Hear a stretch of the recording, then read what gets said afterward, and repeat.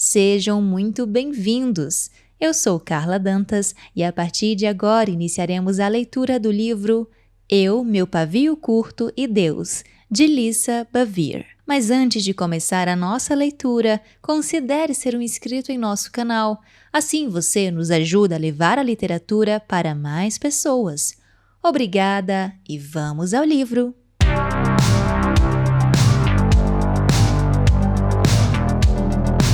Capítulo 1 – Janelas Quebradas.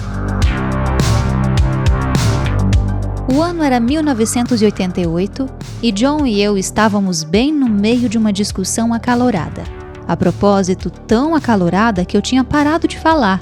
Depois de fechar a boca, com medo de que a situação fugisse ao controle, dei as costas para John e fui secar a louça freneticamente. Senti a temperatura subir, enquanto minha respiração se tornava cada vez mais ofegante. Algo parecido com o que havia acontecido quando entrei em trabalho de parto. Precisava manter o controle. Não podia permitir que a torrente escaldante de palavras enfurecidas jorrasse de forma incontida de meus lábios e afogasse meu marido, por mais que eu estivesse chateada com ele. No entanto, John viu meu silêncio repentino de outra forma. Ele imaginou que eu estivesse fazendo a temida greve de silêncio. Por isso, tentou puxar assunto de várias maneiras. E como eu não esbocei reação, ele recorreu à provocação. E de repente, a coisa toda funcionou. Olhei para o prato em minhas mãos. Era um prato de salada inquebrável. E como que em câmera lenta, voltei-me em um movimento parecido com o de atletas arremessadores de disco e lancei o prato. Não havia como voltar atrás. O prato já estava no ar, seguindo sua trajetória em direção à cabeça de meu marido. John se desviou dele e escapou de uma possível decapitação. O prato fez um arco, passou muito além do balcão da cozinha, onde John estava parado, estarrecido, e prosseguiu em um voo estável sobre toda a extensão da sala. Para meu espanto, parecia estar ganhando velocidade. Eu não sabia nem mesmo atirar um disco de frisbee. Como havia conseguido fazer um prato voar com tamanha perfeição? O som de vidro se estilhaçando me trouxe de volta à realidade. Incrédula, fiquei olhando para a janela da sala, que agora era apenas uma moldura à qual se apegavam alguns cacos. A parte inferior, com a tela, estava intacta. O prato havia despedaçado a parte superior de vidro. Houve um momento de silêncio, enquanto John e eu olhávamos perplexos para a janela. John foi o primeiro a falar. Não acredito que você jogou um prato em mim. Eu também não acreditava no que havia feito. Mas era verdade e não tinha como voltar atrás. Com todo cuidado, nós dois nos aproximamos da janela, sentindo o vento frio de inverno entrar em nosso apartamento, situado no segundo andar. Lá embaixo, na grama, havia um prato branco. Eu vou buscar, murmurei. Calcei os sapatos e abri a porta com cuidado, na esperança de que os vizinhos não tivessem ouvido meu acesso de raiva. Senti o vento forte da Flórida no rosto e nos cabelos. Fui descendo as escadas bem devagar, olhando para ambos os lados, antes de chegar ao gramado na frente do prédio. O prato estava cercado de cacos de vidro da janela. Olhei para cima, pensando que John ou algum vizinho estivesse me observando, mas consegui ver apenas alguns reflexos do céu nublado. Removi os cacos de cima do prato e, segurando-o junto ao corpo, subi a toda velocidade a escada entre os dois prédios, que agora parecia mais um túnel de vento. Era como se o vento em si estivesse me acusando. Eu tinha consciência da verdade e recebi de bom grado sua condenação severa. Eu a merecia. De volta ao apartamento, olhei para John. Peguei o prato, não quebrou. Observei e mostrei a ele como se fosse algum consolo. Você sabe que eu vou dizer a verdade, Lisa, falou meu marido em voz baixa. Vou ligar para o zelador e explicar que minha esposa atirou um prato em mim, que eu desviei e então o prato quebrou o vidro da janela. Fiz que sim com a cabeça, passivamente. A raiva tinha passado e só restava a vergonha. Eu sei, mas não vou estar aqui quando você falar com o zelador. Preciso sair para fazer compras. Aproveite para falar com ele enquanto eu estiver fora. O silêncio soava pesado e desconcertante. em contraste com as palavras coléricas vociferadas apenas alguns momentos antes. Fiquei admirada com o fato de nosso filho de 2 anos ter permanecido dormindo e não ter ouvido nada. Mais que depressa fugi da cena do crime. Sozinha no carro, deixei escapar um pesado suspiro de desalento. Quando virei a chave, cânticos de adoração que vinham do rádio preencheram o silêncio, mas eram palavras vazias, que nada tinham a ver comigo. Então desliguei o rádio e deixei o silêncio me envolver novamente. Não queria algo que me confortasse ou consolasse. Queria a dura realidade. Saí do estacionamento e resolvi dar uma volta antes de ir ao supermercado. Preferia não correr o risco de encontrar o zelador do prédio. O que ele pensaria de mim? Aqui está a próxima Lizzie Borden, a assassina do machado. Decidi remoer a vergonha e a culpa como uma forma de castigo. Comecei a imaginar as piores consequências possíveis. Talvez o jornal trouxesse a seguinte manchete: esposa de pastor de jovens quebra a janela em prédio residencial. E se John fosse demitido por causa de meu comportamento? Ou pior ainda, e se isso se estendesse para além de mim e do John? E se a mídia aproveitasse essa oportunidade para criticar todos os cristãos de Orlando? Não me sentia no direito de orar para que Deus, de alguma forma, interviesse em meu favor, com o fim de encobrir o que havia acontecido, mas talvez ele o fizesse em favor dos membros da comunidade cristã na cidade. Comecei a interceder por eles. Ó Deus, por amor à minha igreja, ao grupo de jovens, ao meu marido e a todos os cristãos de Orlando, peço que faça alguma coisa. Nada é difícil demais para o Senhor. Sei que não mereço essa intervenção. Não haja por mim, mas por todas as outras pessoas. Supliquei repetidas vezes. Eu estava verdadeiramente em pânico, com a mente cheia de imagens perturbadoras que poderiam tornar-se realidades terríveis. Imaginei como seria quando eu entrasse na igreja em meio a olhares de decepção e dedos apontados em minha direção. Fiquei pensando nos sussurros de espanto, bem como nos acenos de confirmação. Sempre soube que Lisa tinha problemas com raiva. O Espírito mostrou para mim, diria uma mulher a outra. Talvez fosse necessário pedir perdão a toda a igreja, mas eu temia que, mesmo assim, minha vergonha não se dissipasse. O que minhas novas amigas pensariam de mim?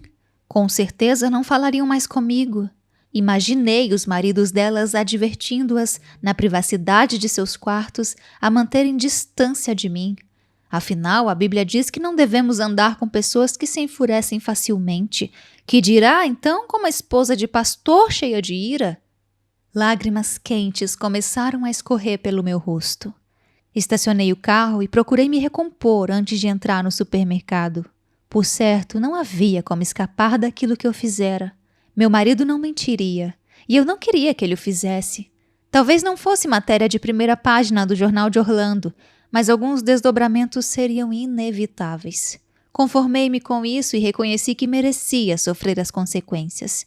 Esperava apenas conseguir me recuperar quando tudo tivesse terminado. Foi difícil fazer compras. Não conseguia me lembrar do que eu precisava. Percorri a esmo os corredores do supermercado. Nosso orçamento era tão apertado que eu não podia levar itens desnecessários ou que ainda tínhamos em casa. Arrependi-me de não ter feito uma lista. Era como se minha cabeça estivesse no meio de um nevoeiro. Consegui pegar algumas coisas que eu sabia que estavam faltando em casa e voltei para a solidão do carro. O sol estava se pondo. Talvez eu pudesse me esgueirar até o apartamento quando tudo estivesse escuro.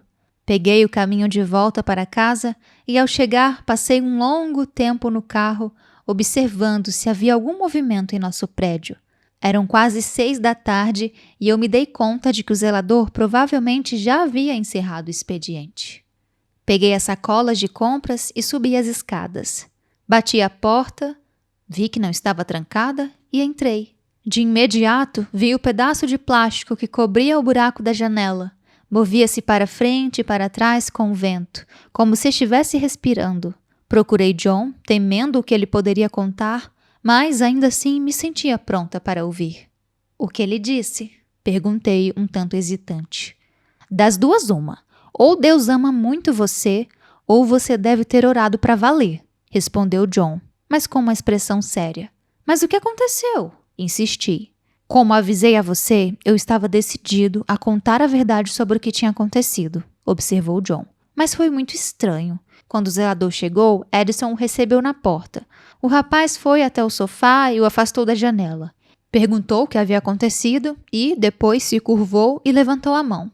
Nem precisa responder, disse ele, segurando um carrinho de metal do nosso filho. Eu também tenho um filho de 2 anos. Vamos colocar outro vidro amanhã, sem custo. Comecei a falar, mas ele me interrompeu. Não se preocupe, essas coisas acontecem. Vou fechar com plástico para não entrar nenhum inseto. E foi embora. Acho que estava com pressa de ir para casa. Sentei-me em choque. Será que Deus tinha feito isso por mim? Não, era por todos os outros motivos. Qualquer que fosse a explicação, esse era o fim da história. Meu filho de 2 anos levou a culpa pela janela quebrada. Comecei a sentir o peso da vergonha ser retirado de meus ombros. Não sabia se devia rir ou chorar de alívio. Nenhum de meus medos se havia concretizado. Pedi perdão novamente a meu marido, mas tenho de reconhecer que naquela noite, deitada na cama, perguntei-me por que Deus havia encoberto minha culpa, se nem mesmo meu marido se mostrara disposto a fazê-lo. Afinal, John não devia ter me provocado. Eu não tinha o hábito de sair por aí quebrando janelas todos os dias. Tinha sido um episódio isolado. Deus havia me perdoado. Do contrário, não teria resolvido a situação de um modo tão extraordinário. Eu não devia ter atirado o prato, mas John também não devia ter me levado a esse extremo. Segui essa linha de raciocínio até pegar no sono sob o cobertor da justiça e da justificação próprias, cobertor que eu havia tecido para mim. Meu arrependimento se havia evaporado. Eu precisaria ter mais cuidado no futuro. E John também. Eu tinha racionalizado a situação a ponto de perder uma lição valiosa. Mais de 1 ano se passaria até que minha ira cobrasse um preço suficientemente alto para eu buscar o verdadeiro arrependimento. Subcapítulo: Um grito por socorro.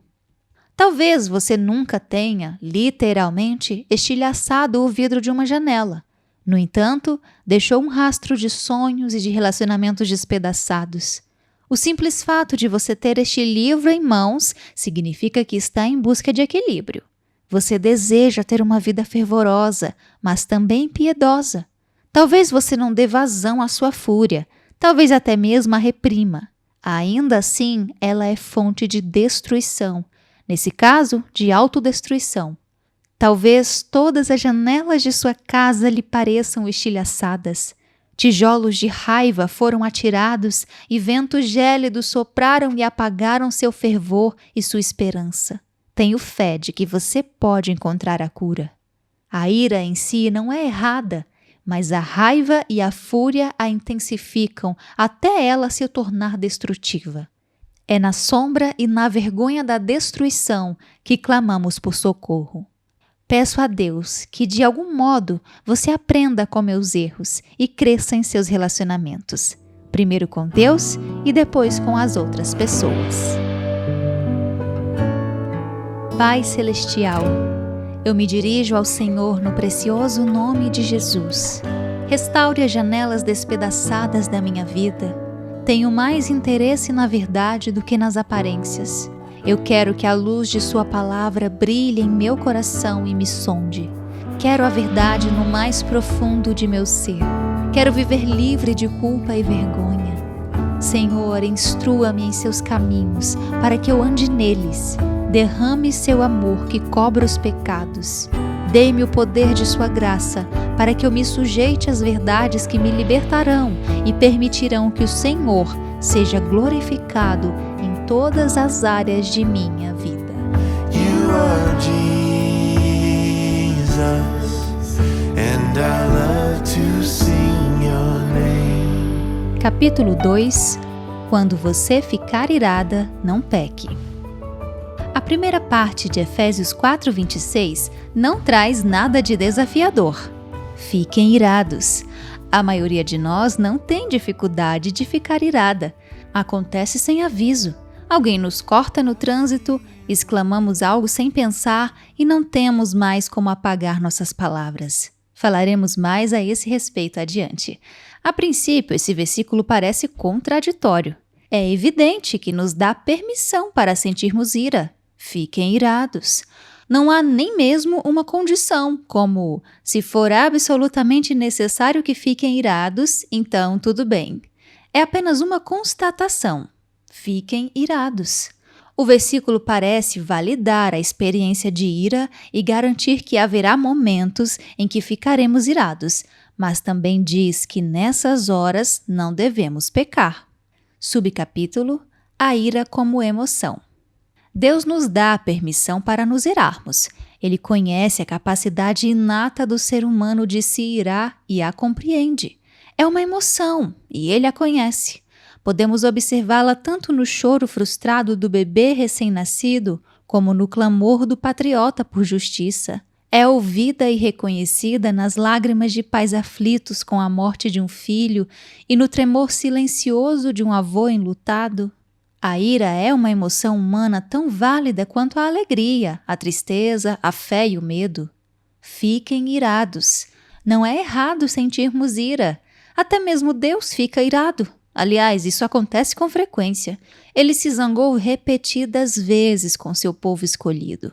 O Antigo Testamento registra centenas de referências à ira divina voltada contra Israel e outras nações. Quando reprimimos uma emoção porque não a consideramos válida, cedo ou tarde voltamos a expressá-la de forma inadequada. Em contrapartida, quando uma emoção se manifesta sem comedimento, não tarda a se fazer acompanhar pelo pecado. O próprio Deus valida a ira humana. No entanto, a maioria de nós nem sequer compreende a ira. Será que significa atirar coisas nas pessoas queridas e gritar com elas? Ou guardar rancor porque alguém nos traiu? Não, esses são exemplos de expressões inadequadas de ira. Há uma linha tênue entre ira e pecado. A ira, de acordo com o dicionário, pode ser definida como descontentamento intenso, geralmente temporário, sem especificar a forma de expressão. Não é errado sentir profundo e intenso descontentamento em relação a um acontecimento ou às ações de alguém. O descontentamento abrange desaprovação, desgosto e aborrecimento, sentimentos presentes em todos nós e que podem ser ocorrências cotidianas. Essa definição de ira não fornece um canal ou uma forma específica de expressão. Creio que isso se deve ao fato de que há diversas reações e atitudes apropriadas diante da ofensa que provoca a ira. As reações também podem variar de acordo com fatores individuais, como idade, personalidade, situação e lugar. Espera-se muito mais de um adulto em público do que de uma criança pequena. De modo semelhante, espera-se muito mais de alguém que ocupa um cargo de autoridade ou liderança. Figuras de autoridade não devem usar seu cargo para expressar livremente as emoções ou para alcançar seus próprios objetivos. É importante se distanciarem de toda ofensa pessoal por tempo suficiente para que se conscientizem de como isso pode afetar outras pessoas que se encontram debaixo de seus cuidados ou de sua direção. Por exemplo, quando eu era uma jovem solteira e não cristã, fazia questão de expressar minha opinião a respeito de motoristas que me exasperavam no trânsito. Fornecia uma avaliação de sua habilidade na direção, recheada por uma série de palavras explicitamente indecorosas. Então, eu me tornei cristã e aprendi que minhas palavras têm o poder de abençoar ou de amaldiçoar outras pessoas. Além disso, tive a experiência de pegar carona com uma motorista piedosa que, a certa altura, levou uma cortada. Fiquei observando pelo canto do olho para ver qual seria sua reação.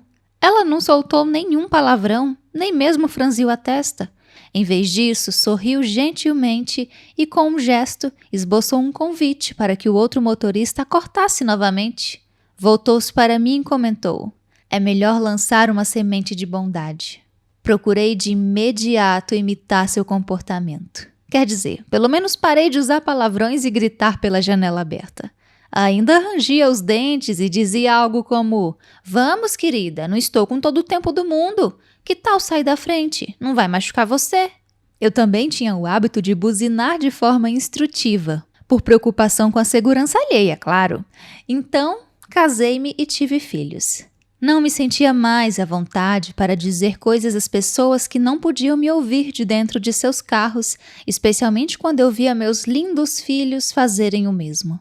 Eles tomavam o partido da mãe diante de motoristas imprudentes, faziam cara feia, gritavam do banco de trás e olhavam para mim em busca de aprovação. Perguntavam com ar de triunfo: "Esse cara precisa aprender a dirigir, né, mãe?" Opa, eu tinha de encontrar outras formas de expressar meu desagrado, pois agora ele afetava e influenciava outras pessoas. Meus filhos estavam me imitando e eu não desfrutava mais o privilégio de gritar com desconhecidos, supondo que, para começar, esse fosse um privilégio legítimo. Por uma questão de segurança e sanidade dos meus filhos no futuro, eu precisava dar um exemplo de descontentamento construtivo. Tive de desenvolver aptidões defensivas e não ofensivas ao dirigir. Em vez de atacar verbalmente outros motoristas, agora procuro ensinar meus filhos, dizendo a eles que algumas coisas que esses motoristas fazem são perigosas e mostrando como podemos reagir. Quando vejo no retrovisor um caminhão gigante se aproximando a toda velocidade, comento: "Vai ver que esse homem está chateado ou com pressa. É melhor a gente sair do caminho dele." E então, mudo de faixa. Tenho de reconhecer, porém, que ainda não sou capaz de convidar outros a me cortarem. Subcapítulo: Ira passageira. Vejamos novamente a definição de ira. Descontentamento intenso, geralmente temporário, sem especificar a forma de expressão. Ela traz o termo temporário, que significa momentâneo, passageiro, de pouca duração ou efêmero. Portanto, a ira deve ser, por definição, breve e transitória, e não prolongada e perigosa. Muitas vezes vivemos em um estado constante de exasperação, intercalado por breves interlúdios de felicidade. Deus nos dá exemplos do tipo saudável de ira. Pois a sua ira dura um instante, mas seu favor dura a vida toda. Salmos 30, versículo 5. A proporção entre ira e favor é muito pequena. De acordo com Davi, a ira de Deus dura apenas um instante. Davi sabia do que estava falando. Ele havia experimentado pessoalmente a ira divina.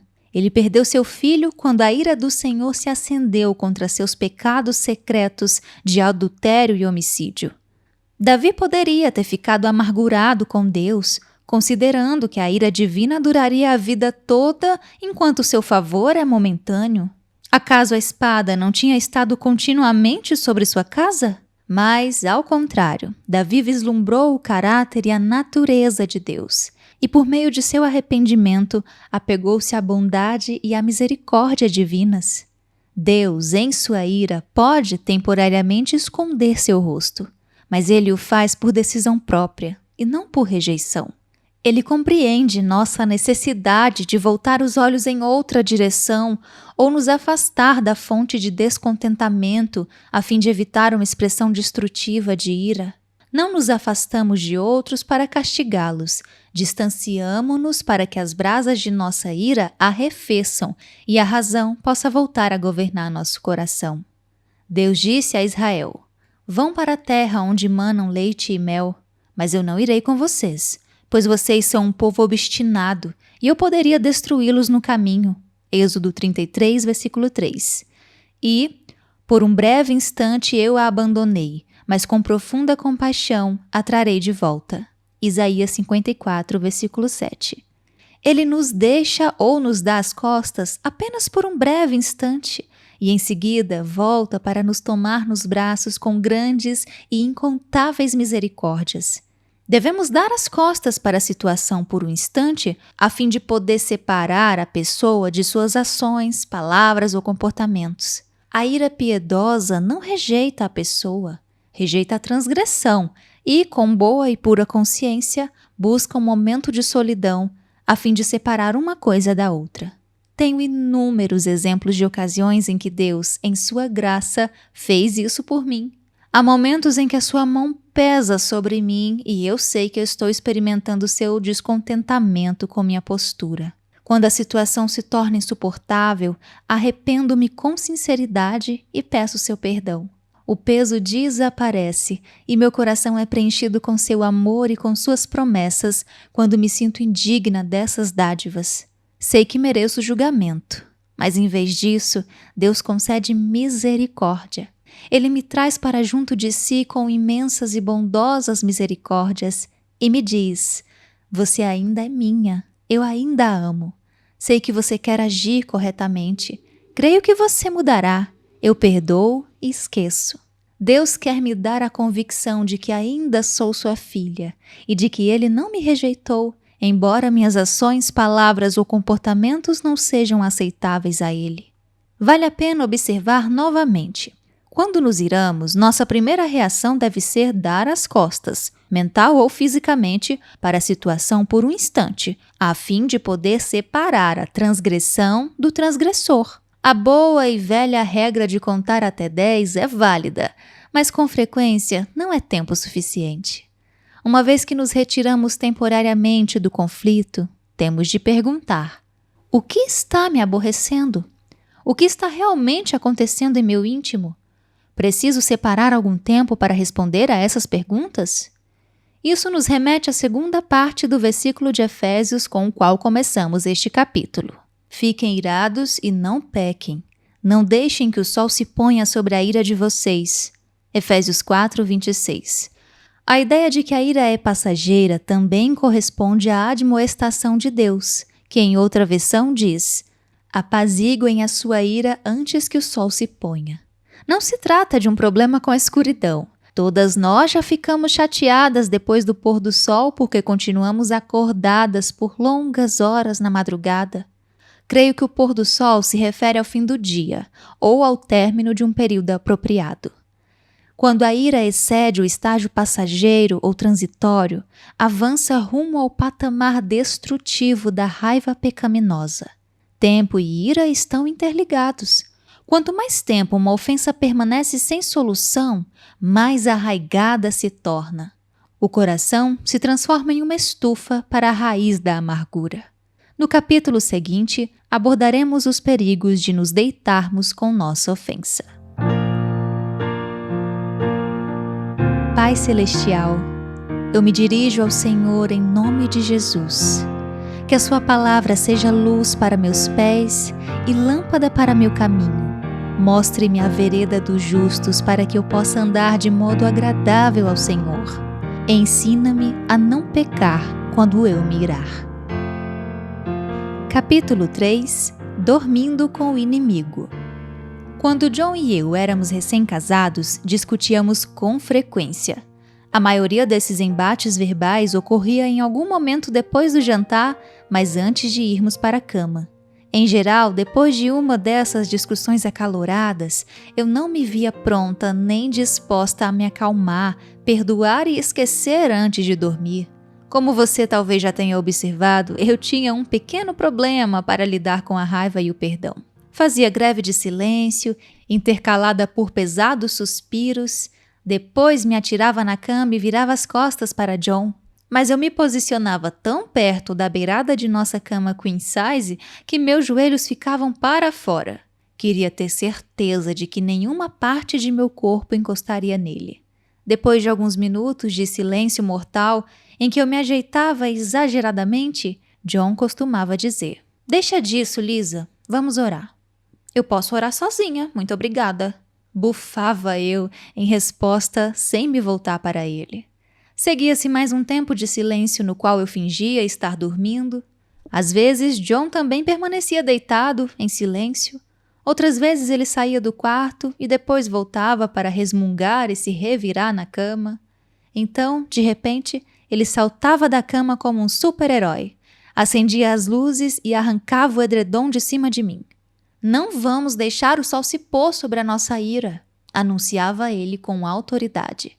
Eu já havia passado por isso muitas noites antes.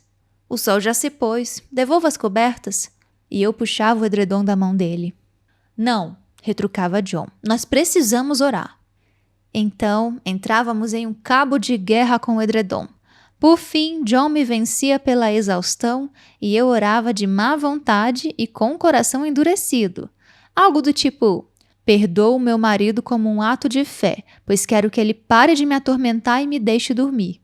No dia seguinte, John acordava feliz e descansado, enquanto eu acordava exausta e mal-humorada. Ficava com raiva porque ele tinha dormido bem e eu não. Eu não dormia bem porque ainda estava cheia de ira. Com ou sem oração, eu não sabia como renunciar à minha ira até sentir que a outra pessoa fora suficientemente castigada ou que meu lado da discussão tivesse sido adequadamente verbalizado e compreendido. Eu também precisava de garantias, que eu considerava satisfatórias, de que o delito não se repetiria. Por vezes eu cobrava algum tipo de penalidade, penitência ou promessa. A esta altura já deve estar claro por que aquele breve período entre o jantar e a hora de dormir não era suficiente para completar satisfatoriamente esse processo. Como uma mulher em um daqueles duelos de faroeste antigo, eu ia dormir sem ter acertado as contas. Ainda havia uma dívida a ser paga. Antes de irmos para nossos trabalhos pela manhã, também não havia tempo suficiente. Em geral, eu estava em modo zumbi. Por entre pálpebras pesadas, eu lançava olhares faiscantes para meu marido feliz e seguia cambaleante até o chuveiro, na esperança de melhorar minha disposição com um banho. Depois, quando ia tomar café, eu dava continuidade àquela greve de silêncio e acrescentava alguns suspiros devidamente calculados, caso John não estivesse percebendo meu desagrado. Por fim, ele entendia. "Aconteceu alguma coisa, meu amor?" perguntava ele. "Sim", respondia eu em voz baixa. "Pensei que tínhamos resolvido tudo ontem à noite." "Não resolvemos nada. Só queria que você parasse de me irritar e me deixasse dormir", retrucava eu com raiva. "Preciso ir trabalhar."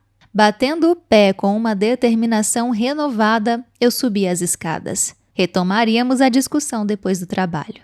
Eu teria o dia inteiro para pensar nos argumentos que usaria à noite. Quando chegávamos em casa, sempre tínhamos outro desentendimento. Dessa vez acrescido da briga da noite anterior, e possivelmente da noite antes daquela e da outra noite, e assim por diante. Uma vez que eu não resolvia a ira em relação ao meu marido, sentia-me perpetuamente ofendida. Estava sempre chateada ou pronta para ficar chateada. Subcapítulo: Saiba quando abrir mão. Uma parte importante de você estar irada e não pecar é reconhecer o momento de abrir mão da ira. Perpetuar a ira prolonga o pecado, que por sua vez estende o rancor, intensificando assim a reação de ira. Deixamos de tratar de uma ocorrência que causou descontentamento e passamos a lidar com o acúmulo de incontáveis infrações cometidas contra nós. Somos, repetidas vezes, atingidas pela mesma ofensa até que a situação deixa de ser apenas uma lesão e se torna uma ferida de punhalada múltipla. Consideremos em maior profundidade o que Efésios 4:26 diz: "Apaziguem a sua ira antes que o sol se ponha." Aqui encontramos um princípio físico e espiritual de grande valor. Quando vamos dormir chateadas, acordamos irritadas. Quando não oferecemos misericórdia a outras pessoas na noite anterior, temos dificuldade de receber a misericórdia de Deus pela manhã. Davi, em um de seus salmos, advertiu sobre o perigo de convidar a ira para dormir conosco. "Perturbai-vos", em outras palavras, irai-vos, "e não pequeis. Falai com o vosso coração sobre a vossa cama e calai-vos." Salmos 4, versículo 4. Esse guerreiro que cantava e tinha um coração que agradava a Deus, compartilhou essa palavra de sabedoria que transcende épocas e culturas. Com base em sua experiência, ele nos admoestou: "Perturbai-vos e não pequeis. Falai com o vosso coração sobre a vossa cama e calai-vos." Na versão em inglês, Davi usa termos no plural, camas e corações. A maioria de nós dorme em uma cama só. E cada um de nós tem um só coração. É provável que ele soubesse que a maior parte da ira se passa dentro de relacionamentos e estivesse tratando disso. Esses relacionamentos abrangem casais, membros da família e amigos. Na época de Davi, não era incomum as pessoas casadas dormirem em camas separadas. O rei está dizendo a seus súditos que devem ir para suas respectivas camas, aquietar-se e com toda a calma sondar o coração e apresentá-lo a Deus. Subcapítulo: Aquiete-se e saiba que Ele é Deus. Há um convite para honrar a Deus, para nos aquietar e saber. Saber o quê? Saber que Ele é Deus ao permitir que Ele se revele em meio à nossa aflição, aos nossos conflitos ou às nossas crises. Ele deseja ser a última palavra que você ouve antes de pegar no sono. Na quietude, não diga mais nada, não tenha a última palavra, não justifique seu posicionamento. É hora de ter o entendimento e a perspectiva de Deus e colocar de lado todos os argumentos. Com frequência, orar e meditar diante de Deus é muito mais uma questão de ouvir do que de falar. Não posso me purificar em minha enxurrada de palavras vociferadas e cheias de raiva. Elas expressam apenas meu lado, minhas justificativas, minhas frustrações. Minha torrente de racionalizações é turbulenta e lamacenta demais para me purificar. Serve apenas para trazer mais sujeira à superfície. É a fonte de água viva, calma, tranquila e profunda que revigora e remove minha culpa e vergonha. Subcapítulo: Sonhos de ira. Mas e se decidirmos rejeitar o conselho de Davi e recorrer a nosso próprio raciocínio? Nossa frustração e nossa dor são reais e presentes demais para renunciarmos a ela sem antes dormir pelo menos uma noite em sua companhia. Acolhemos a ira e a trazemos para junto do peito como se fosse um escudo. Ainda que peguemos rapidamente no sono, teremos uma noite de inquietação e tormento, como acontecia comigo, pois quanto mais você se preocupar, mais pesadelos terá, e quanto mais você falar, mais tolices dirá. Eclesiastes 5, versículo 3. Em vez de acordarmos limpas, lúcidas e revigoradas, encontraremos a mente pesada em razão de pensamentos sórdidos e irados de todo tipo. É bem possível que os pesadelos da noite anterior nos acompanhem à luz da manhã e talvez nos envolva em uma mortalha esfarrapada de desânimo ou medo. Tentamos nos desvencilhar dos sonhos, mas em manhãs desse tipo, eles parecem apegar-se tenazmente a nós. Quando John e eu nos casamos, não raro eu acordava com raiva dele por causa de algum sonho que eu tivera durante a noite. Estava convencida de que ele havia participado ativamente e de bom grado do meu pesadelo. E estava quase certa de que ele sabia o que havia feito e voltaria a fazê-lo na vida real, assim que tivesse a oportunidade. É claro que eu estava sendo ridícula, mas tudo parecia bem real na opaca luminosidade matinal de meu rancor. Ou talvez sua noite tenha sido tão desprovida de sonhos quanto de descanso. Você dormiu, mas o sono foi leve e agitado. Agora os vestígios de ira da noite anterior parecem um denso nevoeiro em sua mente, que confundem seus pensamentos. Você se esquece dos pedidos de desculpas e do perdão, lembrando-se apenas da ofensa. À luz da manhã, a situação parece mais assustadora e ofensiva. Não dá para deixar passar. Alguém tem de pagar pelo que fez. Agora você é a vítima. E vítimas não pedem misericórdia, pois estão ocupadas demais exigindo reparação. Recusamos a misericórdia que Deus oferece pela manhã quando acordamos, pois nos sentimos cheias de razão ou vitimadas. Se há uma coisa que eu aprendi é que preciso de um bocado de misericórdia e, portanto, tenho de oferecer um bocado de misericórdia. Ao voltarmos a Efésios, vemos que Deus tem mais coisas a dizer. Quando vocês ficarem irados, não pequem. Apaziguem a sua ira antes que o sol se ponha e não deem lugar ao diabo. Efésios 4, 26 e 27. Pecar nos momentos de ira, adiando sua resolução, permite que o diabo tenha acesso a essa situação ou lhe dá direito de interferir. No comentário de Matthew Henry, encontramos a seguinte observação: que seus ouvidos sejam surdos àqueles que sussurram, contam mentiras e espalham calúnias. Quando estamos sozinhas na cama, cheias de ira, a quem mais daremos atenção? Nossos pensamentos soam alto demais, impede-nos de ouvir a voz calma e suave. Percebemos a voz mais agressiva e estridente, aquela que mantém o registro exato das ofensas cometidas contra nós no passado. O acusador de nossos irmãos envia seus mensageiros. Eles sussurram alto em nossos ouvidos enquanto tentamos pegar no sono. Intensificam o ataque e incluem mentiras e calúnias, ao mesmo tempo que repassam imagens de mágoas e dores do passado.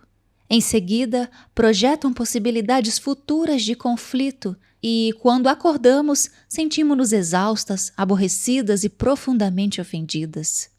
Não se esqueça de como a Bíblia descreve o diabo. Sejam sóbrios e vigiem. O diabo, o inimigo de vocês, anda ao redor como leão, rugindo e procurando a quem possa devorar. 1 Pedro 5, versículo 8. Ele anda ao redor, à procura daqueles que não são sóbrios e vigilantes.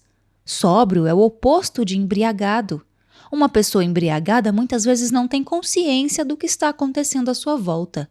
Suas percepções e perspectivas ficam embaçadas. Seu tempo de reação é mais lento e seu raciocínio fica distorcido. Estar vigilante significa prestar atenção e ficar de sobreaviso. Implica estar desperta e atenta. Leões costumam caçar durante a noite. O diabo é comparado a um leão que ruge à procura de alguém para devorar. Claro que ele não entra literalmente em nosso quarto e nos devora fisicamente. Se fosse o caso, faríamos questão de resolver a própria ira antes de encostarmos a cabeça no travesseiro.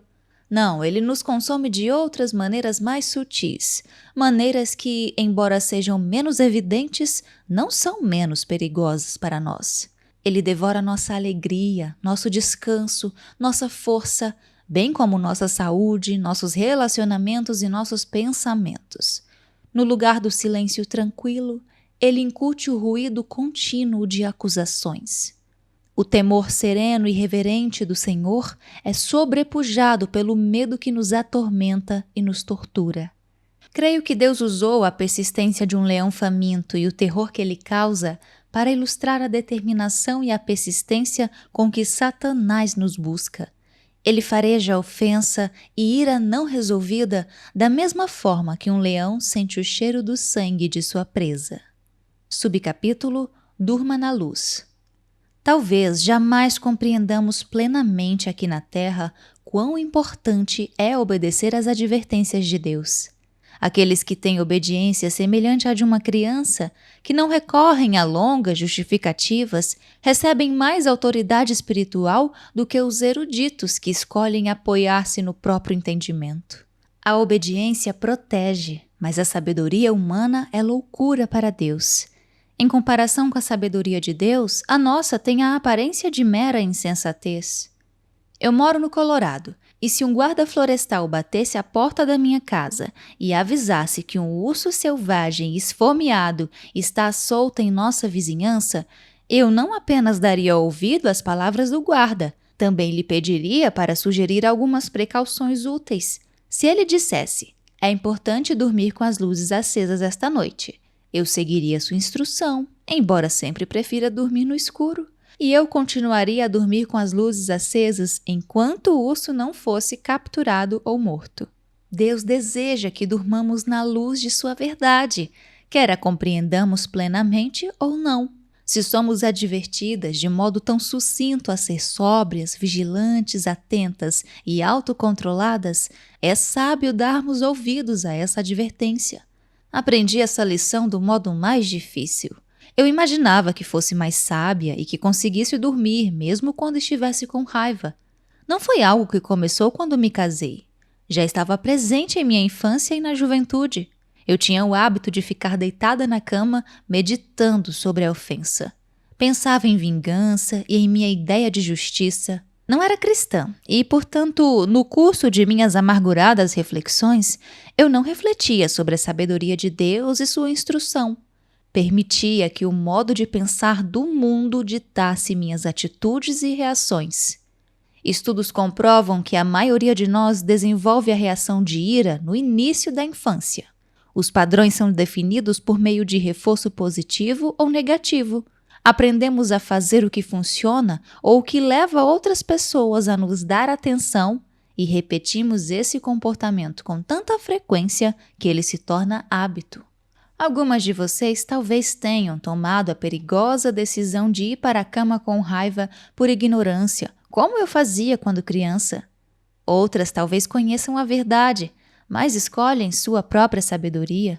Outras ainda talvez escolham não ir para a cama iradas com outra pessoa. Sua ira é contra si mesmas. Vão dormir decepcionadas ou chateadas consigo mesmas e imaginam que, ao castigarem a si próprias durante toda a noite, acordarão diferentes, transformadas. Mas não é isso que acontece. O castigo repetido a cada noite não é construtivo, é destrutivo. Engana-se quem imagina que a ira só é destrutiva quando se volta a outras pessoas. Quando eu não estava aborrecida com meu marido, muitas vezes estava decepcionada comigo mesma. Toda noite, quando eu ia para a cama, recitava uma lista mental de tudo o que havia feito de errado durante o dia. Eu me condenava com essa lista e me flagelava com a vergonha produzida pela recordação de erros na tentativa de realizar expiação por minhas infrações. Não estou dizendo que é errado fazer uma retrospectiva do dia e perceber que nos equivocamos, ou desejar que tivéssemos agido de forma diferente. É saudável deixar que o Espírito Santo traga à lembrança palavras ou atos que o entristeceram. A melhor forma de fazer isso, porém, é na quietude de nosso quarto, lendo a Bíblia ou entrando em comunhão com o Senhor em nosso coração. Aquilo que eu fazia, e aquilo que eu temo que muitas de vocês façam, era me repreender durante a noite e então deixar que o peso da culpa me sufocasse enquanto eu dormia. Pela manhã, permitia-me orar e pedir perdão, mas a essa altura, a culpa era tão intensa que eu tinha dificuldade de crer que as misericórdias do Senhor se renovam a cada manhã. Por exemplo, se eu ficava decepcionada com a maneira que eu tinha tratado meus filhos durante o dia, eu me condenava fortemente. Eu devia ter sido mais paciente. Permitia que a culpa tomasse conta de mim até que eu me sentisse angustiantemente mal, e nesse desespero e nesse ódio de mim mesma, eu ia dormir. Tinha a esperança de, ao acordar, não estar tão aflita a respeito de minha impaciência e de a cena anterior não se repetir. Em vez disso, porém, eu acordava me sentindo desanimada, fracassada.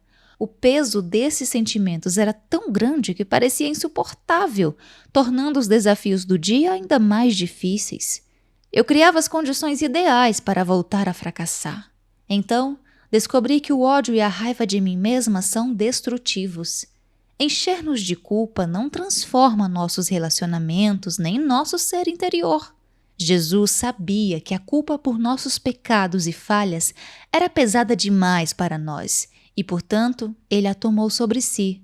Ele deseja que a luz de sua verdade, ou seja, de sua palavra, brilhe sobre nossas falhas. Essa luz cura aquilo que ela revela. Ao nos aproximarmos de Jesus, ele dissipa as trevas de nossa vida até que se tornem luz. Culpa é escuridão, misericórdia é luz. Os versículos a seguir estão entre meus prediletos. Apresentam uma bela imagem do processo de transformação. A vereda do justo é como a luz da alvorada, que brilha cada vez mais até a plena claridade do dia. Mas o caminho dos ímpios é como densas trevas, nem sequer sabem em que tropeçam. Provérbios 4, versículos 18 e 19. Em um capítulo mais à frente, trataremos da questão importante de perdoar a nós mesmas. Por ora, precisamos ter consciência de que estamos trilhando a vereda do justo. Embora não sejamos perfeitas, estamos caminhando rumo a um dia perfeito. Este é o momento de deixar que seu coração seja purificado. Convido você a aceitar a palavra e a sabedoria de Deus e a orar comigo. Pai Celestial, eu me dirijo ao Senhor em nome de Jesus. Cometi o erro de dormir com o inimigo. Por favor, me perdoe. Não vou mais dormir com raiva, culpa ou ira. Não vou mais permitir que a escuridão envolva meu coração. Quero que a luz de sua palavra e de seu amor permeie meu coração com a verdade. Permanecerei em tranquilo silêncio em minha cama e buscarei sua direção. Tomarei para mim a promessa de sua palavra. Quando se deitar, não terá medo, e o seu sono será tranquilo. Humilho-me em obediência debaixo de sua mão poderosa. Resisto ao diabo, que terá de fugir das partes de minha vida em que dei lugar a ele. Peço que o Senhor me proteja enquanto eu durmo, pois em paz me deito e logo adormeço, pois só tu, Senhor, me fazes viver em segurança.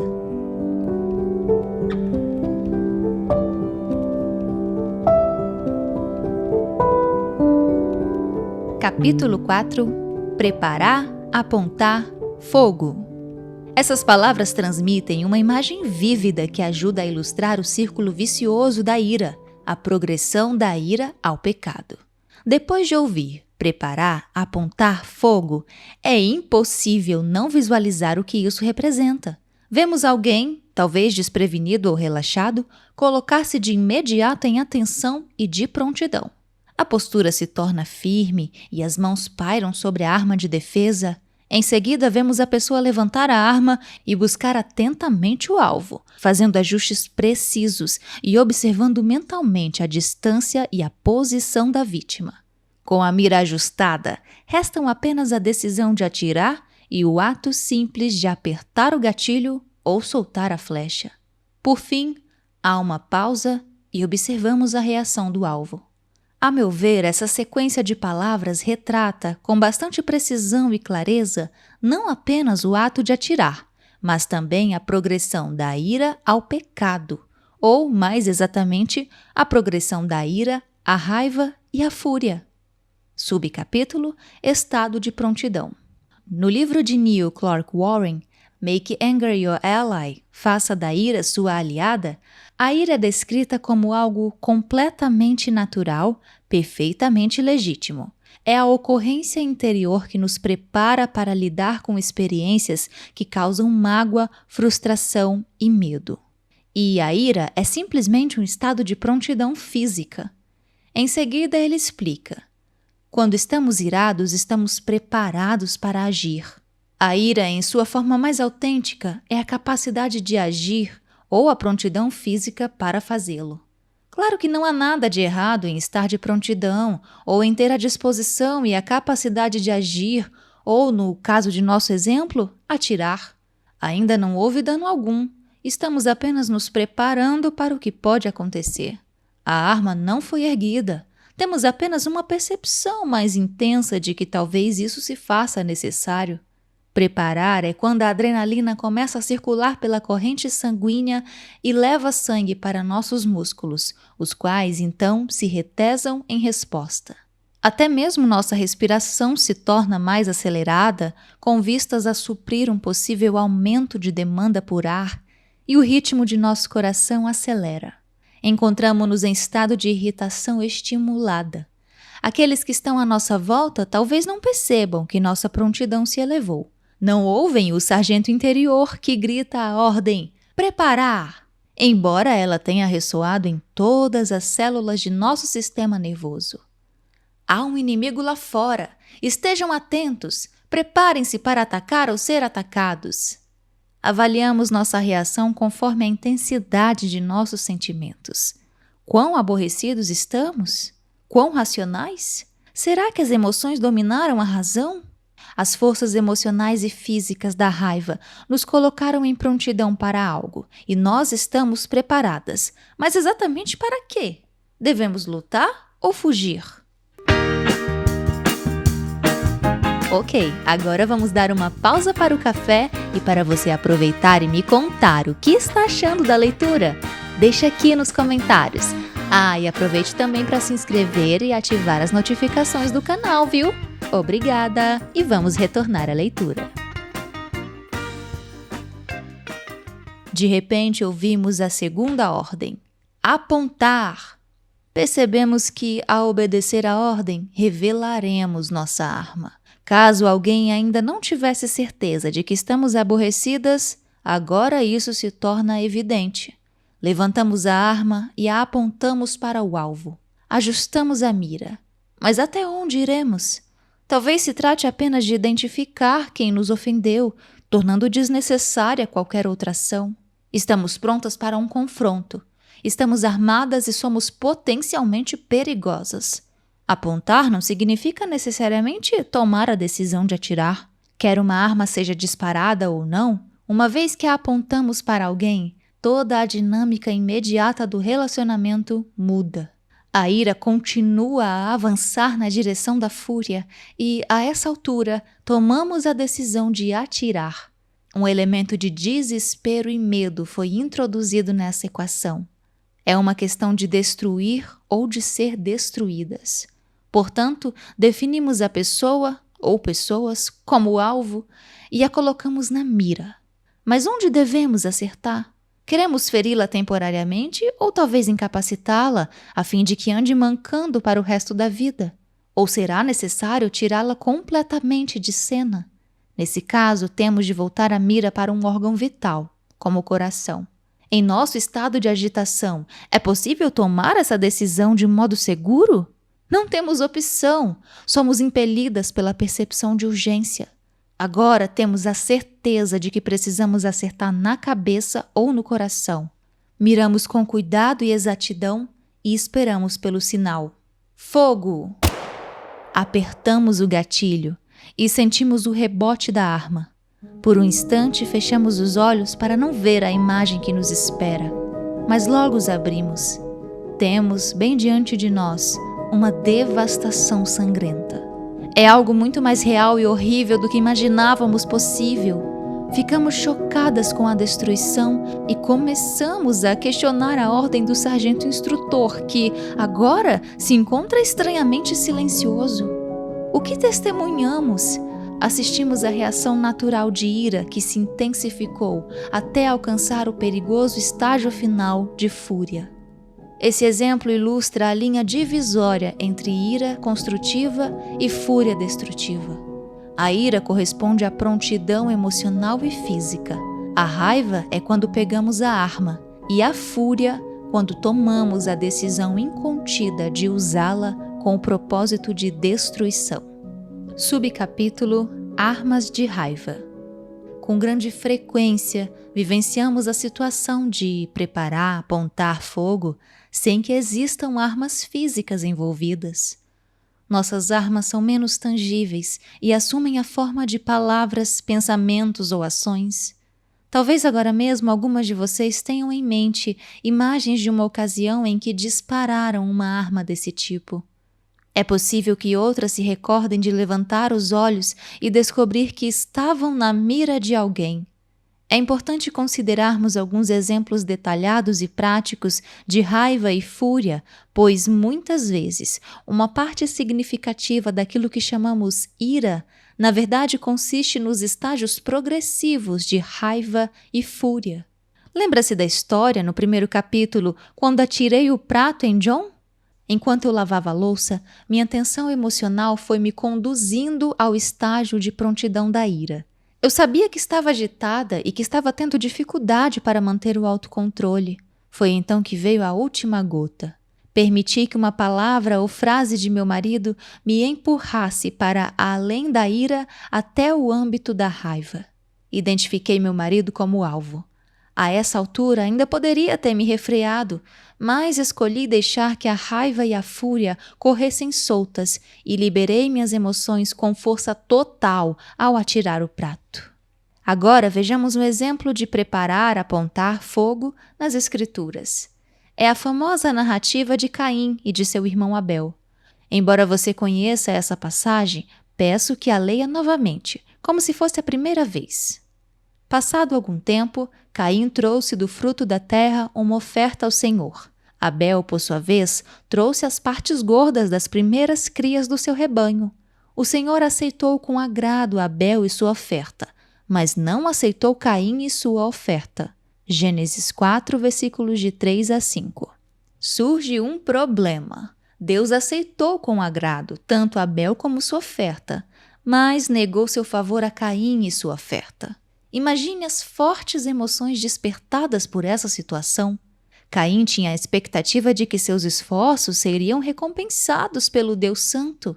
Talvez ele até mesmo considerasse sua oferta melhor do que a de Abel.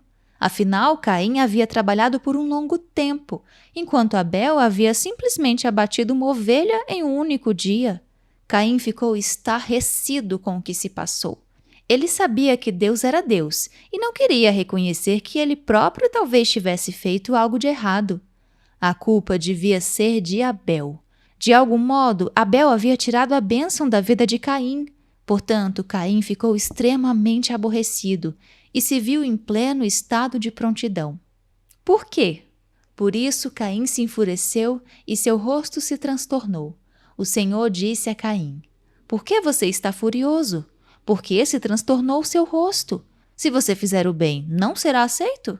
Mas se não o fizer, saiba que o pecado o ameaça à porta. Ele deseja conquistá-lo, mas você deve dominá-lo." Gênesis 4, versículos dos 5 ao 7.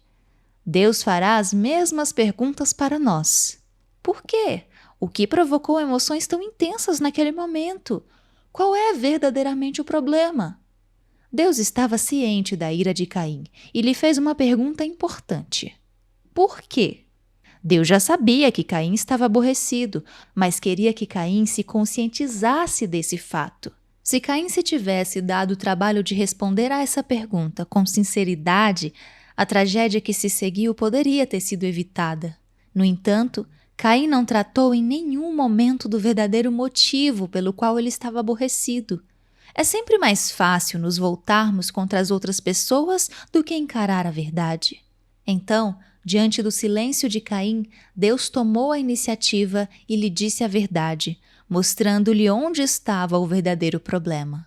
Então, lembrou ao ofendido Caim: "Se você fizer o bem, não será aceito?"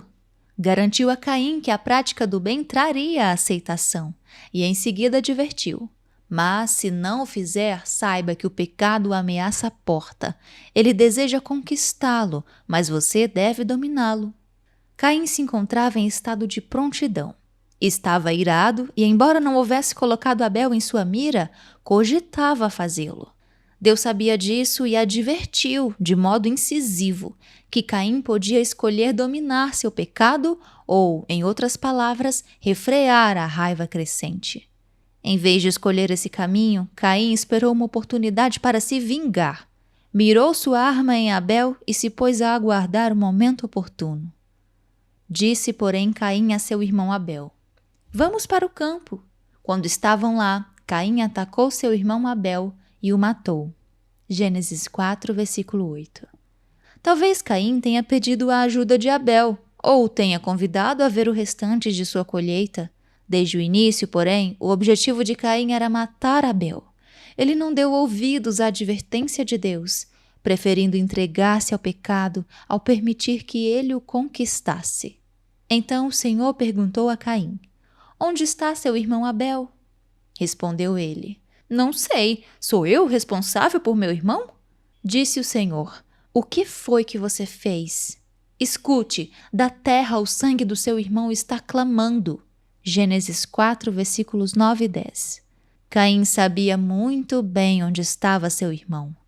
Estava morto e enterrado no campo, cercado pelos frutos da oferta que Deus havia rejeitado. É interessante observar que Caim sabia realizar um sacrifício, mas preferiu usar esse conhecimento contra seu irmão, a oferecer um sacrifício como ato de obediência. Podemos supor que os dois irmãos houvessem aprendido com seus pais, Adão e Eva, sobre o sacrifício de um cordeiro sem defeito. No entanto, Caim permitiu que sua ira tomasse um rumo destrutivo e se transformasse em raiva e fúria. Se fizermos o que é certo, seremos aceitas. Continuamos a ter a capacidade de dominar o pecado. Embora a maioria de nós nunca tenha literalmente matado um irmão, muitas viram a destruição causada por palavras e ações descuidadas, calúnias e fofocas premeditadas. Para que possamos lidar de forma devida com a raiva, precisamos sempre responder com sinceridade à pergunta que Deus fez a Caim: Por que você está furioso? Oremos. Pai Celestial, eu me dirijo ao Senhor envolta na justiça de Deus. Desejo a verdade em meu íntimo. Peço que o Senhor abra os olhos de meu coração para que eu perceba quando a ira estiver presente. Sonde meu coração. Revele a mim, a cada dia, as ocasiões em que reajo com raiva, a fim de que eu possa investigar os motivos. Capítulo 5 – Crimes passionais.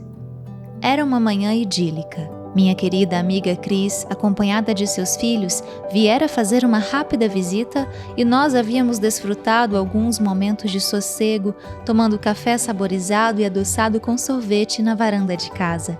Observávamos com satisfação enquanto nossas 4 crianças brincavam juntas e alegremente no quintal. Não havia ocorrido nenhuma briga sequer entre meus 2 filhos e os 2 filhos de Cris. O sol refletia em seus cabelos enquanto corriam entre as árvores e subiam nos brinquedos. Uma brisa suave amenizava a umidade da Flórida e o telefone não tinha tocado nenhuma vez. Pudemos conversar sem interrupções durante quase 1 hora. Em meio a toda essa paz, tinha sido fácil esquecer as muitas coisas que nós 2 ainda precisávamos fazer. Suspiramos, cientes de que não poderíamos ficar ali para sempre. Tínhamos terminado de tomar o café e logo seria a hora de preparar o almoço. Ao chamarmos nossos filhos, pensei, toda orgulhosa, que crianças mais felizes e emocionalmente saudáveis eu tenho. Passei a mão na cabeça delas enquanto entravam pela porta de correr de vidro. Um comportamento assim, tão exemplar, merecia ser recompensado. Todos haviam brincado juntos tranquilamente, sem conflitos. Espere só um pouquinho, Cris, vou acompanhar você até a porta. Quero dar um doce para as crianças por terem se comportado tão bem enquanto brincavam juntas. Fui até a cozinha e peguei um pacote de balas de goma em forma de dinossauros. Para vocês comerem depois do almoço, disse eu. Cada um pode pegar 2. Austin, distribua os doces. Coloquei uma porção generosa na mão de meu filho de 2 anos e cabelos encaracolados. Com alguma hesitação, ele estendeu a mão ao seu amigo de 6 anos, que escolheu com cuidado 2 doces coloridos. Em seguida, Edson, meu filho de 4 anos, também pegou 2. A filha de Cris estava prestes a pegar também quando Austin cerrou o punho. Austin, deixe a Rich pegar os dinossauros dela! Incentivei. Não, respondeu Austin. Quando ele se voltou para mim, vi a conhecida determinação em seu olhar. Austin, tem mais um monte de doces na cozinha. Dê 2 para ela. E se você não gostar dos que sobraram na sua mão, pode escolher do pacote. Em resposta, ele se agarrou ao poste da caixa do correio e fez que não com a cabeça. Comecei a ficar com vergonha. Eu estava sendo sensata e tinha até reconhecido que não havia sido uma ideia muito brilhante pedir para ele distribuir os doces. Não houve nada que o fizesse mudar de ideia. Minha amiga precisava ir embora, então corri até a cozinha, peguei o pacote de doces e deixei que sua filha escolhesse 2. Enquanto Cris e os filhos entravam no carro e colocavam cintos de segurança, Austin permaneceu firmemente agarrado ao poste da caixa de correio. Resolvi ignorá-lo naquele momento. Despedi-me de todos e pedi desculpas pela falta de gentileza dele. Enquanto acenava para o carro, eu disse: Venha, Austin, vamos entrar. Edson correu para dentro sem problemas, mas Austin se recusou a sair de onde estava. Fui calmamente até a caixa de correios, torcendo para que nenhum vizinho estivesse assistindo aquela cena. Quando percebi que não poderia convencê-lo a entrar, olhei para ambos os lados e o desgrudei da caixa. Claro que um carro passou em frente de nossa casa no exato momento em que ele berrava e chutava e eu o arrastava pelo gramado. É provável que alguém pense que estou sequestrando a criança. Os pensamentos arrogantes sobre a educação maravilhosa que eu estava dando aos meus filhos logo evaporaram. Uma vez dentro de casa, a situação não melhorou nem um pouco. Eu abri a mão de Austin, removi os doces suados e esmagados e mandei que ele fosse para o quarto dele e ficasse lá até se acalmar. Deixei-o no hall e fui para a cozinha, mas vi que ele não tinha a intenção de obedecer. Não vou para o meu quarto, declarou ele. Vai sim, retruquei calmamente sem sair da cozinha. Não vou para o meu quarto, gritou ele ainda mais alto. Vai sim, você vai me obedecer, disse eu, mantendo a voz baixa e calma. Não vou, berrou ele. A essa altura, notei que a voz dele não estava mais vindo do hall, mas sim da escada. Vai sim, respondi. Gesticulei para que Edson fosse espiar e me dissesse onde Austin estava. Ele está sentado na escada lá em cima, sussurrou Edson. Eu não vou para o meu quarto, gritou Austin novamente. Dessa vez, eu simplesmente o ignorei e comecei a conversar com Edson. Austin continuou a repetir suas declarações de independência por mais uns 15 minutos, mas com um entusiasmo cada vez menor. Então, eu ouvi dizer de forma enfática: não vou dormir, não vou tirar uma soneca. Ele repetiu essas frases mais algumas vezes e depois fez-se silêncio. Quando fui espiar, imaginei que ele ainda estivesse no alto da escada, mas não o vi em lugar nenhum. Na ponta dos pés, fui até o andar de cima, onde o encontrei dormindo na cama. Subcapítulo: Por que resistimos tanto? Austin sabia, em alguma medida, que ele estava errado e reconhecia até mesmo aquilo de que ele precisava. Em meio aos protestos, ele foi tirar uma soneca. Por que ele havia resistido tanto? Era evidente que estava cansado e esgotado. Aliás, por que nós resistimos tanto, especialmente quando estamos cansadas e esgotadas? Creio que muitas vezes nós resistimos pelo mesmo motivo que levou Austin a resistir. Na mente dele, havia uma boa razão para seus protestos. Certo ou errado, ele sentia que havia sofrido uma injustiça. Não queria dividir os dinossauros com outras pessoas. Ao ver a porção em sua mão diminuir, algo aconteceu. Ele fechou o punho para mostrar que tinha chegado ao limite. Não estou nem aí para o que a mamãe ou qualquer outra pessoa diga. Não vou dividir mais com ninguém. Quando Austin despertou da soneca em um estado mais racional e calmo, expliquei a ele que seu comportamento havia sido inapropriado e que ele não seria recompensado. No fim das contas, ele nem ganhou os dinossauros de goma que tanto queria. Quero deixar claro que não estou defendendo o comportamento de Austin, nem seu egoísmo. Muitas vezes as crianças exemplificam, de modo visceral e evidente, aquilo que os adultos aprenderam a encobrir com a prática de boas maneiras. Nosso desdém bem educado muitas vezes obscurece a questão. Eu havia permanecido calma durante todo o episódio, não porque sou uma mãe maravilhosa. Será que alguém é? Quando se trata de educar os filhos, preciso diariamente da graça e da sabedoria de Deus. Mas porque eu me vi nele. Lutei muitas vezes por me sentir frustrada, com a impressão de ter sofrido injustiça, sem saber como articular esses sentimentos. Nessas horas, fiz declarações absurdas de independência, como quem diz: vou fazer o que preciso, mas sob protesto, e só quando eu estiver afim. Vai ser no meu tempo e do meu jeito. Sempre ficamos iradas quando sentimos que fomos alvo de uma ofensa, quando algum limite real ou imaginário em relação a nós mesmas foi transgredido. Já definimos ira como um estado físico de alerta ou agitação que nos deixa de prontidão. Portanto, não é preciso ir muito longe para perceber que a ira também abrange a paixão. As pessoas se aborrecem em relação àquilo a que mais se apegam apaixonadamente.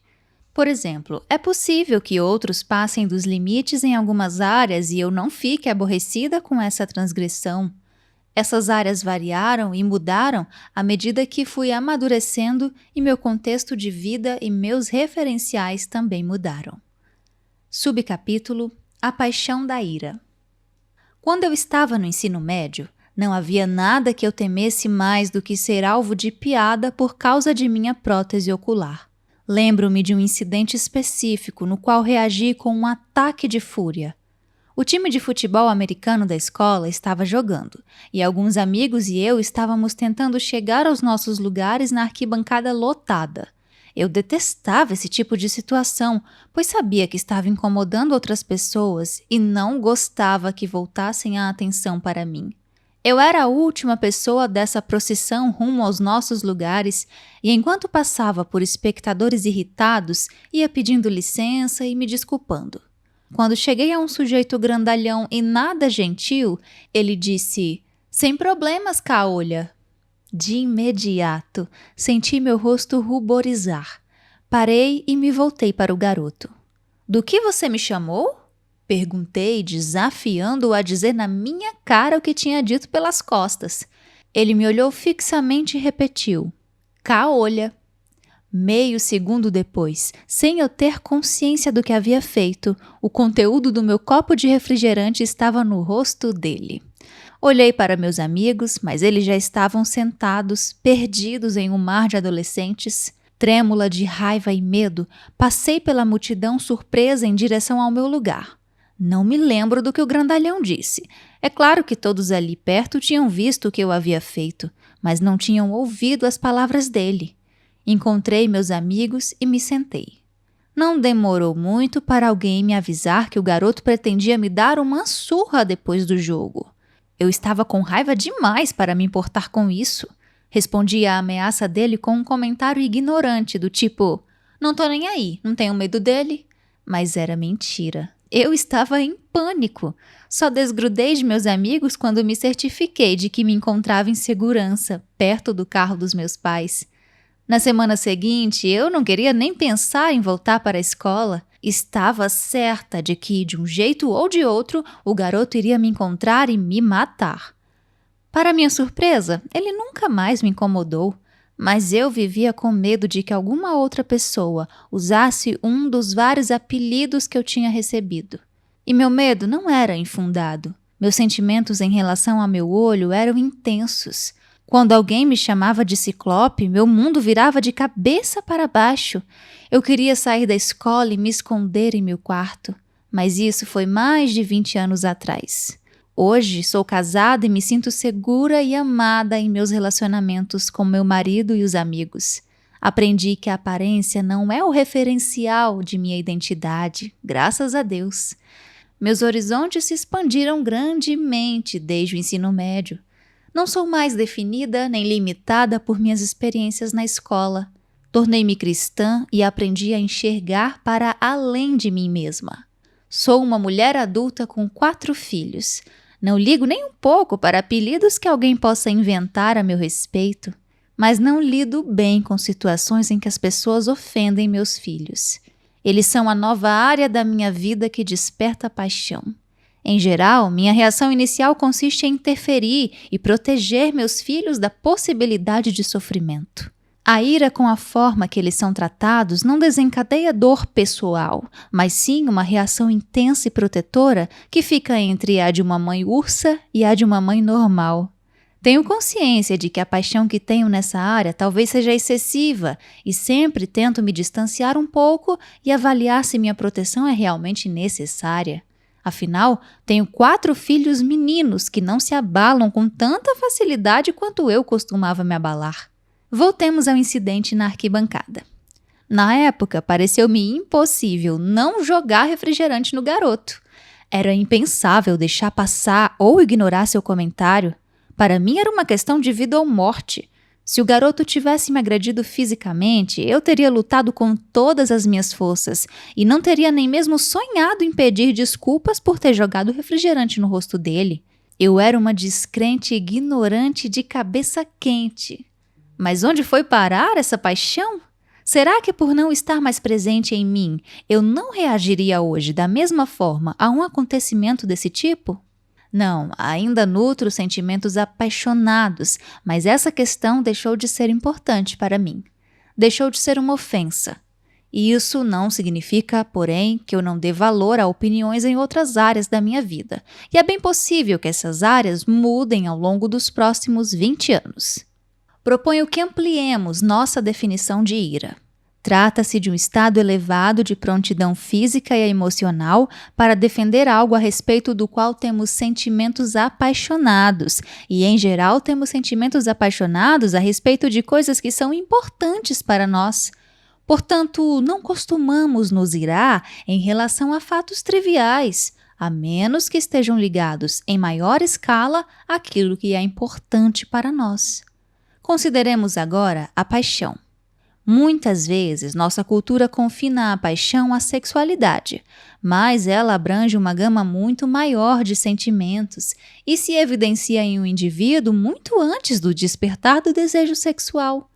Precisamos de uma definição clara de paixão, pois ela abarca dois extremos das emoções humanas: amor e ódio. A paixão está ligada intimamente aos seguintes termos de afeto: emoção, entusiasmo, empolgação, desejo, predileção, amor, afeição, encantamento, anseio e ardor.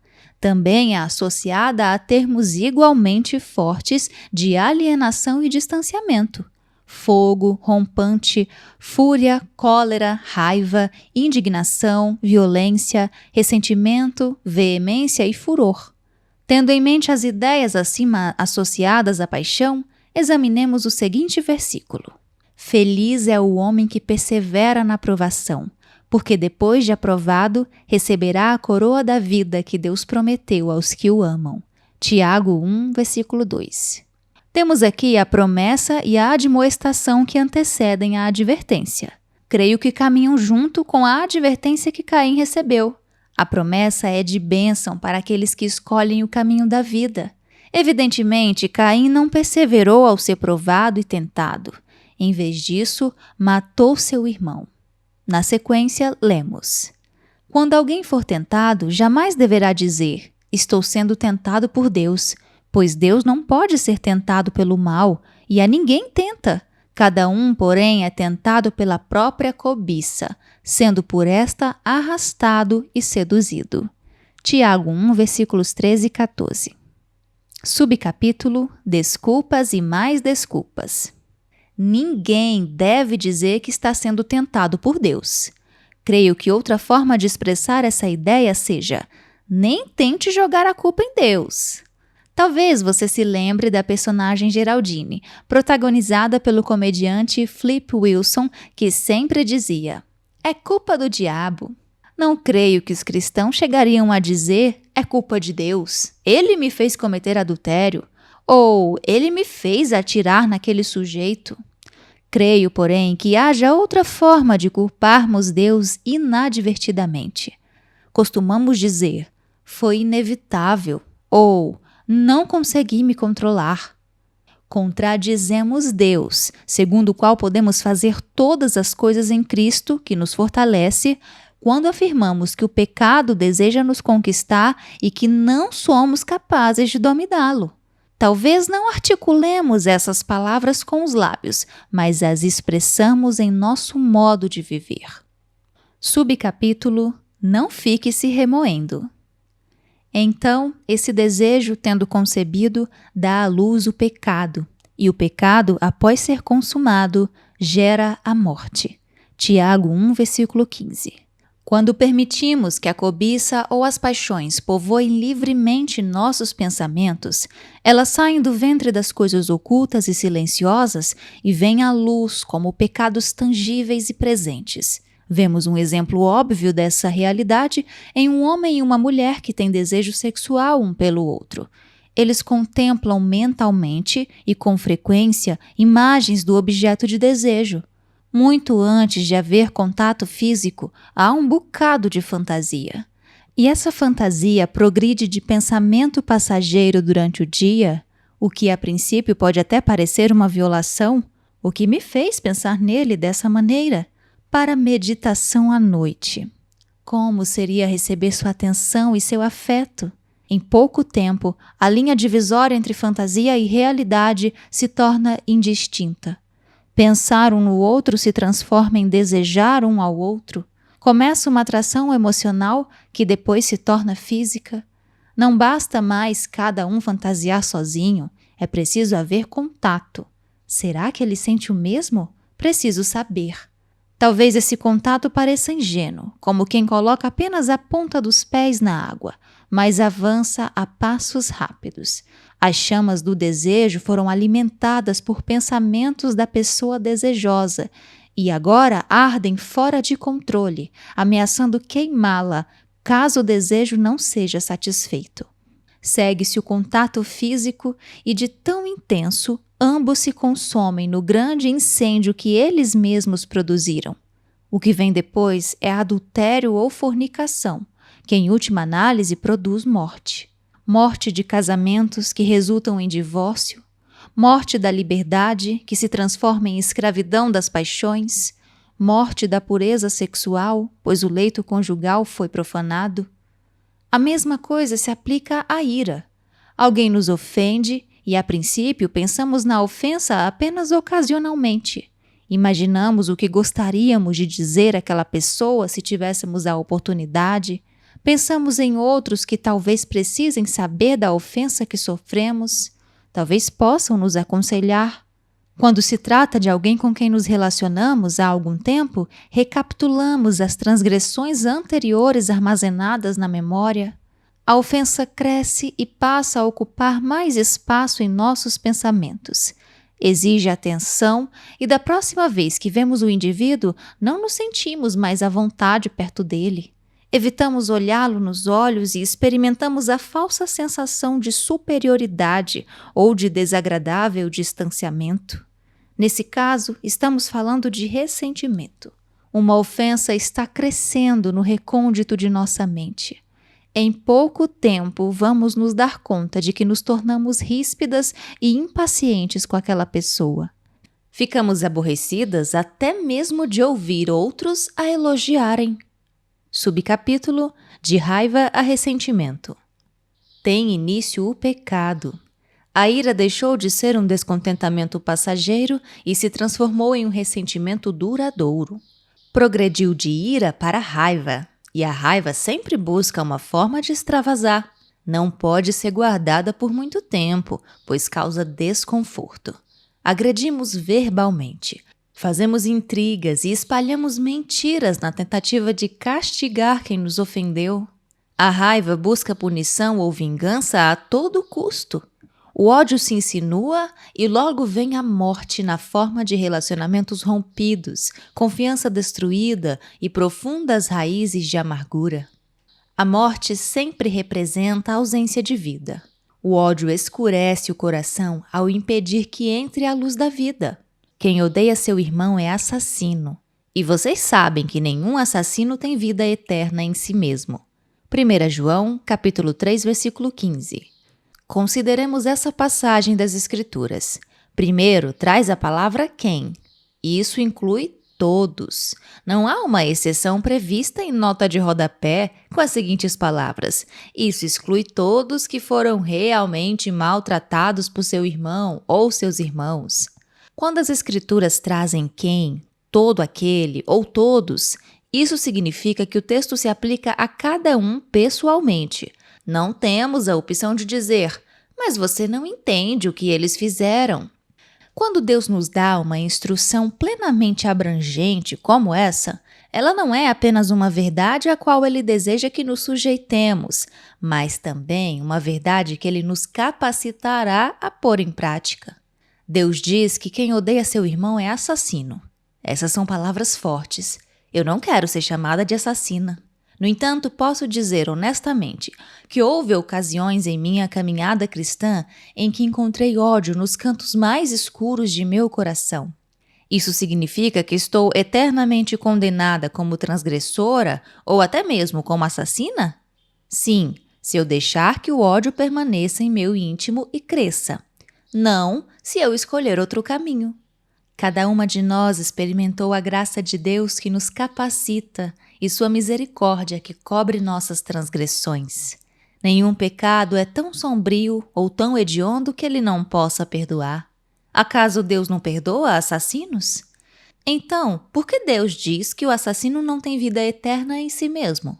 Primeiro, há uma enorme diferença entre alguém que comete o ato físico de homicídio, seja passional, seja premeditado, e depois se arrepende, por um lado, e alguém que vive em estado perpétuo de homicídio em seu coração, por outro. Temos de enxergar a situação da perspectiva do reino e não da perspectiva de nosso sistema judiciário terreno. Quando um cidadão aqui da Terra comete homicídio, é possível que seja condenado à prisão perpétua como forma de pagar por seu crime. No entanto, não somos mais apenas cidadãos da Terra, pois a Bíblia diz: portanto, vocês já não são estrangeiros nem forasteiros, mas concidadãos dos santos e membros da família de Deus. Efésios 2:19. Não somos governadas pelas leis aqui da terra, mas pelas prescrições do céu.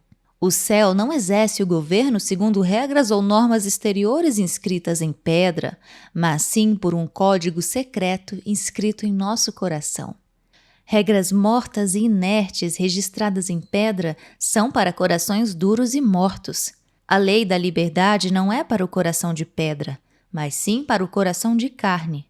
As palavras de 1 João 3,15 foram escritas para os cristãos como a advertência de que, quando odiamos nosso irmão, a vida eterna não reside mais em nós. No reino da terra, é preciso matar alguém fisicamente para ser chamado de assassino, mas no reino ou na família de Deus, basta tão somente odiar. É importante observar que o coração de carne tem maior capacidade para o amor e a dor do que o coração de pedra. Caso se permita que o ódio se torne tão intenso quanto a mágoa ou a dor, de modo lento, mas inexorável, ele tomará o lugar da vida eterna e do perdão de Deus em nossa vida. Ficaremos pesadas e nos sentiremos esgotadas, e teremos uma dificuldade cada vez maior de perdoar as outras pessoas, até mesmo aquelas que não nos ofenderam no passado. A ira deixou de ser passageira, temporária, tornou-se algo a que nos apegamos apaixonadamente. É exaustivo viver continuamente no limiar da raiva. A princípio, nosso coração nos convence do pecado e procura lançar luz sobre nossa verdadeira condição. Depois ele começa a nos condenar quando essa luz é substituída por racionalização e fúria. No entanto, até mesmo o coração endurecido dos cristãos pode libertar-se pela verdade da palavra de Deus, que trabalha como um martelo. Eu já confessei que encontrei ódio em meu coração depois de me tornar cristã. Acaso encontro-me condenada para sempre? Não, pois escolhi não deixar que o ódio permanecesse em meu íntimo. Temos de guardar nosso coração e nos certificar zelosamente de que ele permaneça livre das ofensas não resolvidas e estimuladas pela permissão de a raiva progredir para o estágio de desvario, fúria ou cólera. Para algumas de vocês, a mensagem deste livro é justamente esse martelo. É possível que neste exato instante você esteja travando uma batalha argumentativa em sua mente. Uma voz traz à memória o rosto e o nome de cada pessoa que a magoou, suplicando para que você perdoe todas elas e siga em frente. Ao mesmo tempo, outra voz continua a justificar o ódio ou o ressentimento. Renda-se à primeira voz. Pare de justificar sua fúria e permita que o Espírito Santo caminhe mais perto de você no caminho da vida. Oremos. Pai Celestial, dirijo-me ao Senhor em nome de Jesus. Confesso que há ódio oculto em meu coração. Senhor, eu não quero mais que ele permaneça ali. Escolho a vida e não a morte, a bênção e não a maldição.